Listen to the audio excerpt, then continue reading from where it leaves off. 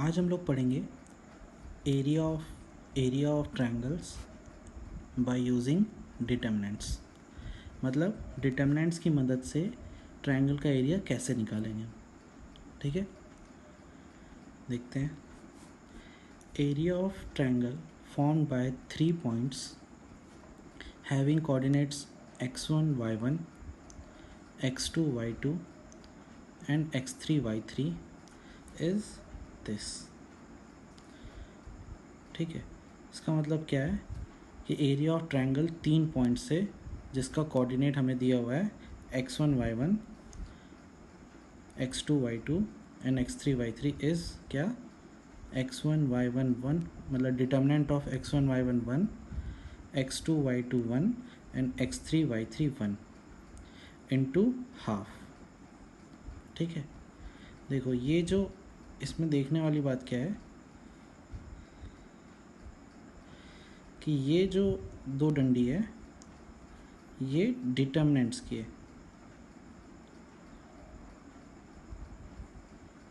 ठीक है, और ये जो दो डंडी है ये वाली, एक इसकी है मॉड्यूलस की है। इसका मतलब क्या है कि 3 पॉइंट से x1 y1 x2 y2 और x3 y3 ये 3 पॉइंट्स के कोऑर्डिनेट दिए हैं, तो उससे बनने वाले ट्रायंगल का एरिया का फॉर्मूला क्या होता है ये। तो इसके अंदर हाफ इनटू ये वाला डिटर्मिनेंट है। ठीक है, अब ये डिटर्मिनेंट का वैल्यू पॉजिटिव भी हो सकता है और नेगेटिव भी हो सकता है। डिटर्मिनेंट का वैल्यू तो पॉजिटिव नेगेटिव दोनों हो सकता है ना, लेकिन एरिया जो है हमारा वो हमेशा क्या होता है, पॉजिटिव ही होता है। एरिया तो पॉजिटिव ही होगा। इस एरिया को पॉजिटिव करने के लिए हम ये वाला मॉड्यूलस लगाते हैं। ठीक है, बाहर जो है वो मॉड्यूलस लगाते हैं, मतलब अगर डिटर्मिनेंट का वैल्यू नेगेटिव भी आएगा तो इस मॉड्यूलस के कारण क्या हो जाएगा, पॉजिटिव हो जाएगा। ठीक है, क्योंकि एरिया हमेशा पॉजिटिव ही होता है। समझ में आया? तो हमने क्या देखा कि अगर हमें ट्रायंगल के तीनों कोऑर्डिनेट्स पता है, suppose x1 y1 b x2 y2 और c x3 y3, अगर ये तीनों कोऑर्डिनेट्स हमें पता है तो हम इस ट्रायंगल का एरिया निकाल सकते हैं। किसकी मदद से? इस फॉर्मूले की मदद से निकाल सकते हैं। समझ में आया? ठीक है, इसमें एक नोट देखने वाली बात है कि अगर 3 पॉइंट्स, अगर सपोज ये हमारे ए बी और सी ये 3 पॉइंट्स कोलीनियर है। क्या है? कोलीनियर है। कोलीनियर मतलब तीनों एक ही लाइन पे लाए कर रहे हैं। और अगर हम ये कोऑर्डिनेट्स को लेके एरिया ऑफ ट्रायंगल का फॉर्मूला अप्लाई करेंगे तो हमारा आंसर क्या आएगा, 0। मतलब एरिया ऑफ 3 कोलीनियर पॉइंट्स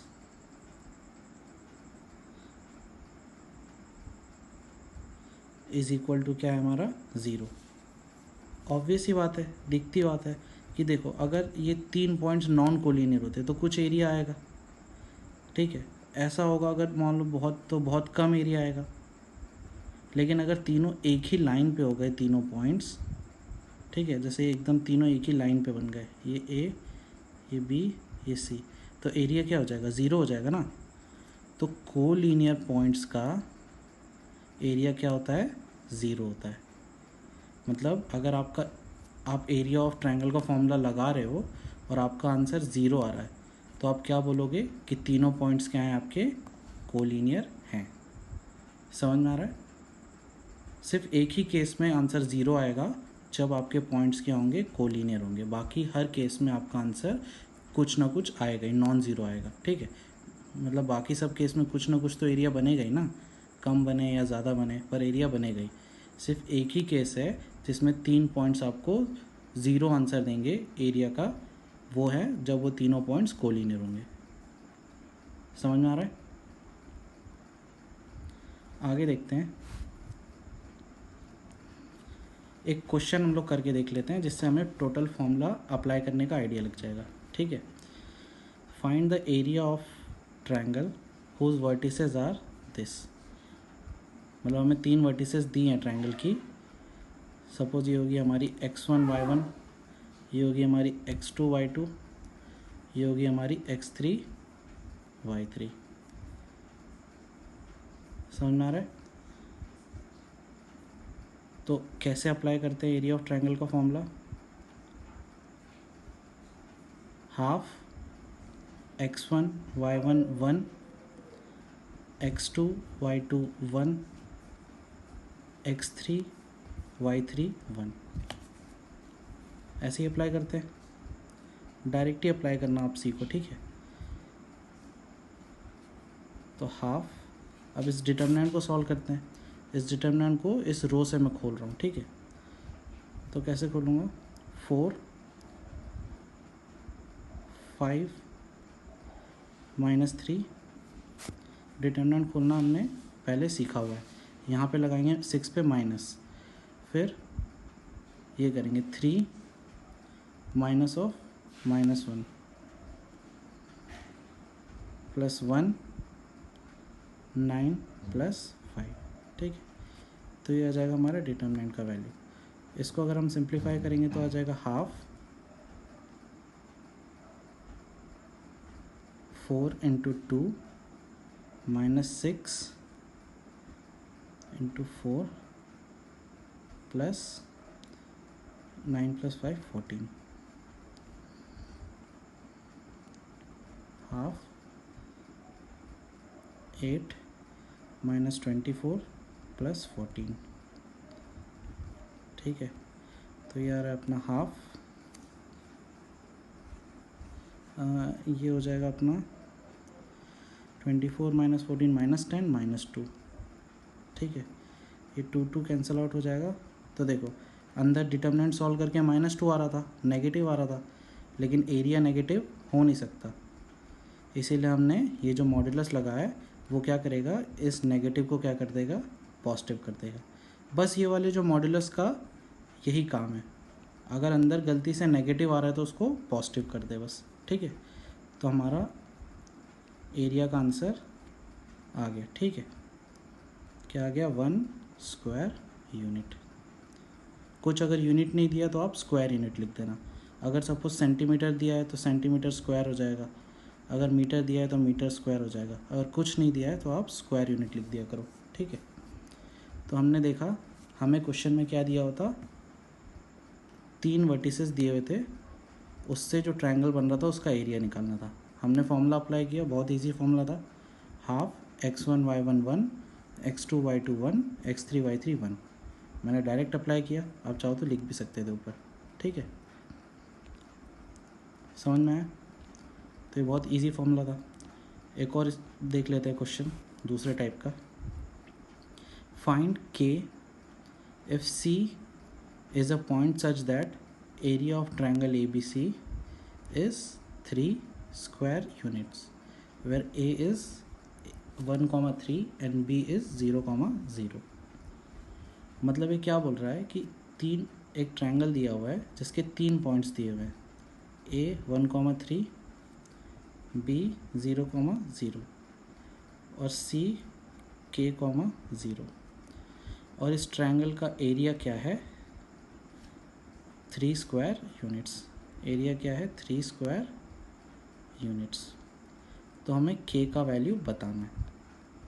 ठीक है, सिंपल है, फॉर्मूला अप्लाई करते हैं। ठीक है, तो फॉर्मूला क्या होता है, area of triangle is equal to half x1 y1 1, लिख ही लेता हूँ फॉर्मूला, x2 y2 1 और x3 y3 1। यही होता है फॉर्मूला। ठीक है, एरिया ऑफ ट्रायंगल का वैल्यू क्या दिया हुआ है हमें? 3। हाफ x1 y1, देखो x1 x2 x3 आप किसी को भी ले सकते हो, कोई फ़र्क नहीं पड़ेगा क्योंकि मॉडुलस लगा दिया। तो मैं a को ले लेता हूँ x1 y1, b को ले लेता हूँ x2 y2 और c को ले लेता हूँ x3 y3। ठीक है, अब हम क्या करेंगे, ये डिटर्मिनेंट सॉल्व करते हैं। डिटर्मिनेंट इस रो के अलॉन्ग इवेलुएट करता हूँ मैं, ठीक है। तो क्या होगा, 1 0 minus 0 -3 0 minus k plus 1 0 minus 0। तो कैलकुलेशन इजी हो गया इसमें। तो क्या आएगा, हाफ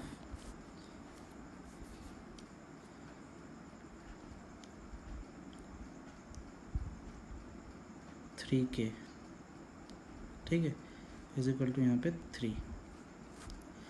तो आ जाए आपका mod of 3k/2 is equal to 3, ठीक है। अब जब ये मॉड हटाएंगे हम तो यहाँ पे क्या आ जाएगा, +-3, क्योंकि अंदर वाला अगर -3 होगा तब भी 3 के बराबर होगा और +3 होगा तब भी 3 के बराबर होगा। तो मॉड जब भी हटाते हैं तो यहाँ पे +-3 ऐसे लगाते हैं, ठीक है।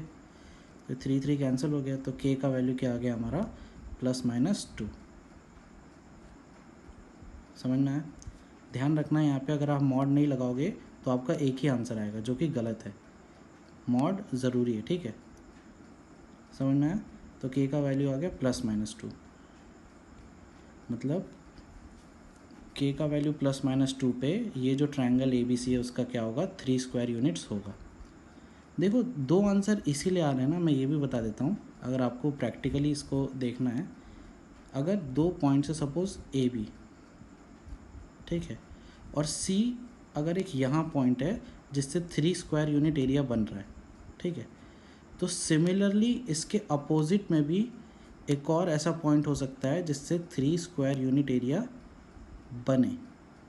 समझ में आ रहा है। इसीलिए C का क्या आ रहा है, 2 वैल्यू आ रहा है। A भी तो फिक्स था, A और B तो फिक्स था।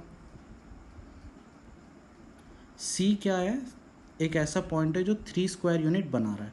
तो अगर 3 स्क्वायर यूनिट नीचे होगा एक पॉइंट, तो सिमेट्रिकली ऊपर भी होगा ना। तो इसीलिए यहाँ पे 2k की वैल्यू मिल रही है, मतलब +2 और +2, 0 और -2, 0। समझ में आ रहा है। तो इजी था फॉर्मूला लगाना। समझ में आ गया आपको ये फॉर्मूला कैसे लगाते हैं एरिया ऑफ ट्रायंगल का, ठीक है। आगे देखते हैं, इसका एक और एप्लीकेशन है, क्या, इक्वेशन ऑफ लाइन निकालने में। क्या है, the equation of line passing through 2 points A and B whose coordinates are given by A x1, y1 and B x2, y2।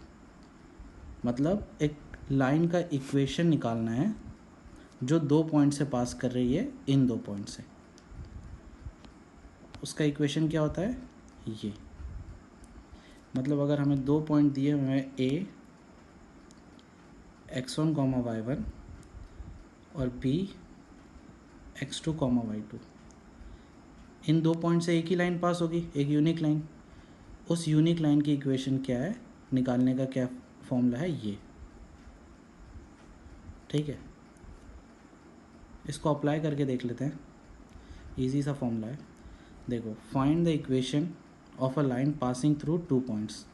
हमें 2 पॉइंट दिए हुए हैं, A 4,3 और B 3,7। इन 2 पॉइंट से जो लाइन बन रही है उस लाइन का हमको इक्वेशन निकालना है। तो कैसे निकालते हैं, फॉर्मूला है हमारा, देखो फॉर्मूला क्या है, x1